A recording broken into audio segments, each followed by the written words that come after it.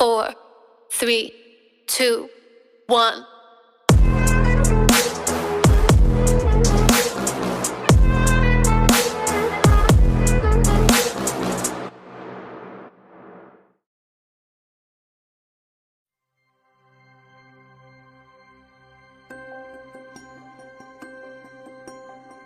The last 6 years were full of challenges, hurdles, and rough rides in the protection of the environment and conservation of natural resources. Despite these, the DENR emerged triumphant in the implementation of its 10 priority programs under the administration of President Rodrigo Roa Duterte. From Boracay to Manila Bay, the DENR was relentless in its quest to reverse the environmental degradation of these areas. From a cesspool to clean water, now with only 8 to 50 mpn per 100 milliliter, which is below the 100 mpn per 100 milliliter standard for Class B intended for primary contact recreation and tourist zone. Boracay has been reborn. The DENR was able to enforce pollution control and prevention mechanisms by requiring establishments with over 40 rooms to construct individual sewage treatment plants. The government also recovered and rehabilitated the missing wetlands, providing additional attraction to local and international visitors. Demolition of illegal structures on beach and road easements provided a wider beachfront and decongested traffic. With sufficient public consultations and thorough research and study, the DENR, together with the Boracay Interagency Task Force, successfully pulled through with the cleanup and rehabilitation of Boracay Island as the country's crown jewel. The DENR, through the Ecosystems Research and Development Bureau, together with the University of the Philippines Los Baños, Laguna, had undertaken a study on the island's carrying capacity, thus resulting to clear guidelines on the island's reception of tourists and residents. Boracay Island did not only regain its former stature as a picturesque island, but also offers a new experience with plenty of attractions and water sports activities in store for local residents and tourists, aside from the alluring powdery white beaches and crystal clear waters. The success of Boracay Island placed the DENR in the limelight, earning praises from all over the country and countries abroad. In 2019, fresh from its success in Boracay, the DENR led the battle for Manila Bay, which signals the beginning of the cleanup and rehabilitation of the bay. Given the magnitude of the tasks, the DENR braved the changing tides with support from various stakeholders and volunteers.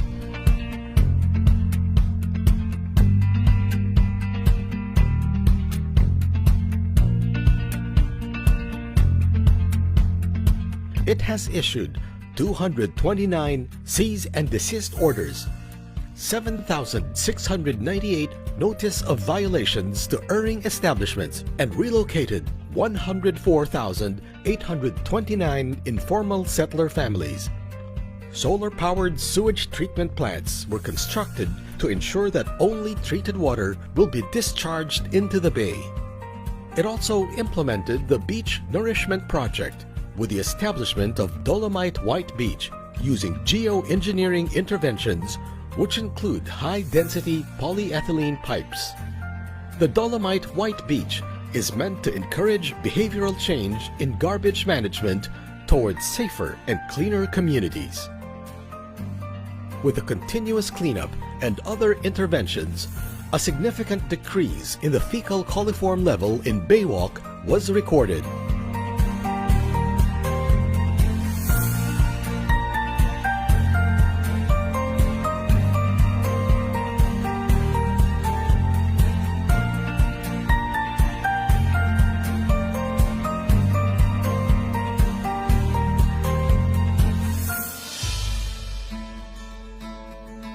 The no-nonsense implementation of RA 9003 resulted in the closure of 335 illegally operating open dump sites, 21 years after the passage of the law. The agency, through the National Solid Waste Commission, has also approved 814 10-year solid waste management plans in a span of 3 years under the Duterte administration. The number surpassed the accomplishments of the previous, with only 371, bringing the total to 1,716 approved 10-year SWM plans. Also, in response to COVID-19 pandemic, the DENR issued policies on healthcare waste management through the accreditation of 77 healthcare waste transporters and registration of 30 treatment and storage disposal facilities. Nationwide, COVID-19 restrictions also resulted in a cleaner air for the first time in decades. The National Solid Waste Management Commission has issued Resolution number 1428, Series of 2021, declaring the plastic soft drink straw and plastic coffee stirrer as non-environmentally acceptable products in compliance with Section 29 of Republic Act number 9003. Regreening denuded areas is one of the major projects of the DENR since 2011. Under the Duterte administration, the DENR was able to plant 510 hectares and 455,000 seedlings, generating 258,144 employments in the last 6 years. The department also introduced bamboo propagation under the Enhanced National Greening Program as a reforestation alternative. It also promoted the engineered bamboo as a substitute to the country's wood requirements and to protect the remaining forests. To protect lives and properties, Duterte issued EO 120, creating the task force Build Back Better. It aimed to ensure the rehabilitation of structurally sound buildings that are capable of withstanding calamities and protecting families and communities in times of disaster. The task force paved the way for the dredging of 3 priority rivers, Cagayan River Basin, Bicol River Basin, and the Marikina River Basin, to protect communities living near these areas.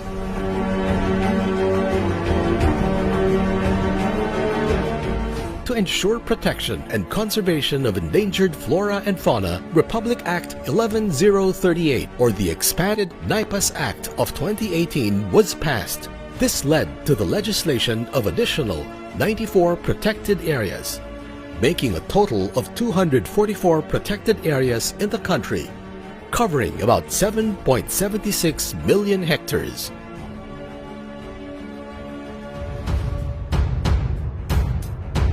Since 2017, the DENR formulated and implemented policies and plans to comprehensively manage and address the drivers and threats of degradation of coastal and marine ecosystems nationwide, following the issuance of Department Administrative Order 2016-26. The DENR also provided coastal communities with biodiversity-friendly social enterprises through technical and financial assistance to eligible people's organization amounting to 47.8 million. The DENR provided technical assistance to a total of 371 LGUs in crafting their integrated coastal management ICM plans.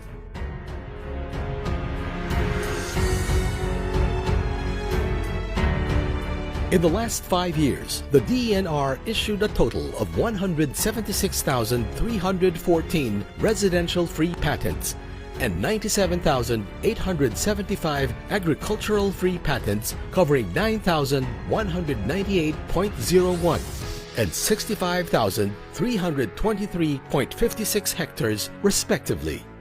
Another milestone in the land management sector is the passage of RA 11573, an act improving the confirmation process for imperfect land titles, amending for the purpose of Commonwealth Act number 141, otherwise known as the Public Land Act, and Presidential Decree number 1529, as amended otherwise known as a Property Registration Decree. Also, after almost 26 years, the DENR handed 41 titles to members of Samatoa or Samahang Masigasig ng Sitio Tapayan Homeowners Association in Barangay Santa Ana. Lupang Arenda was declared as resettlement for informal settlers along Pasig River under Proclamation No. 704 issued in 1995. The issuance of land titles secures land ownership for bona fide beneficiaries, at the same time provides incentives for investment in land, which redounds to economic development.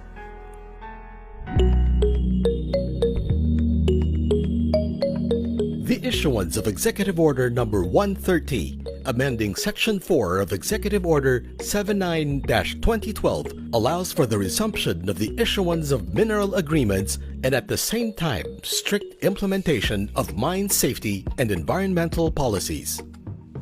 With this law, the mining industry is expected to play a pivotal role in the country's post-COVID-19 recovery by ushering in significant economic benefits through the increased direct investment and creation of additional employment opportunities in rural areas.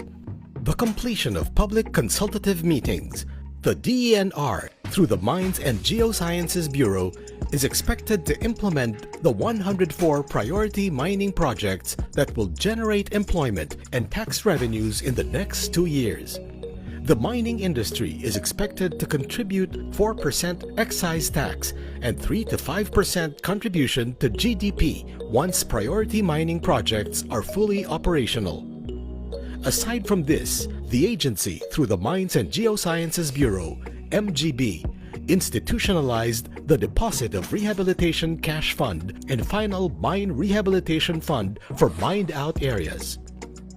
The DENR also issued Department Administrative Order No. 2018-19, which limits the allowable maximum disturbed area for any mining project, especially nickel, and prohibits them from opening new areas without progressively rehabilitating the mined-out areas.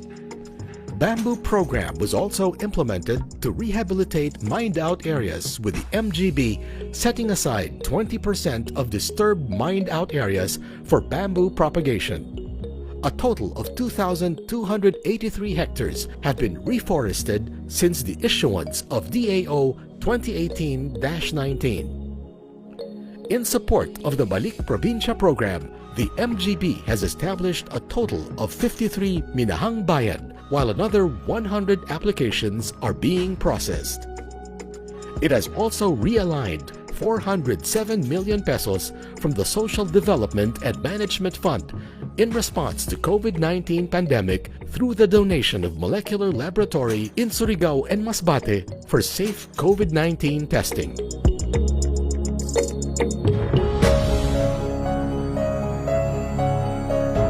In order to fully rehabilitate Marawi, the Task Force Bangon Marawi, through the Department of Environment and Natural Resources, implemented Land Resource Management, a program that was aimed at settling land disputes and eliminating conflicts due to confusion and misunderstanding about land records. This also enabled the Task Force Bangon Marawi to continue with its rehabilitation efforts. The DENR surveyed and relocated a total of 6,057 lots and profiled a total of 12,986 properties under the Social Cartography Project, which was used as basis for awarding of titles, payment of compensation, and legitimacy of land ownership. As part of the rehabilitation efforts in Marawi and in compliance with RA 9003, the DENR acquired 31.7 hectares of land for the construction of an engineered sanitary landfill and 2.2 hectares for centralized material recovery facilities. The agency also conducted training and workshop on solid waste management, as well as seminars on environmental laws for barangay officials and community members. Similarly, to ensure the protection of Lake Lanao from contamination and pollution, the DENR strictly monitored the handling and disposal of debris as a result of the siege under its Debris Management Monitoring Project.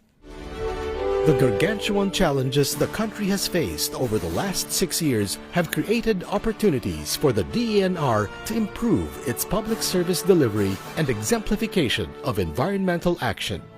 DENR's accomplishments proved that with strong political will, excellent leadership, and dedicated public servants, we can definitely make a difference for the country.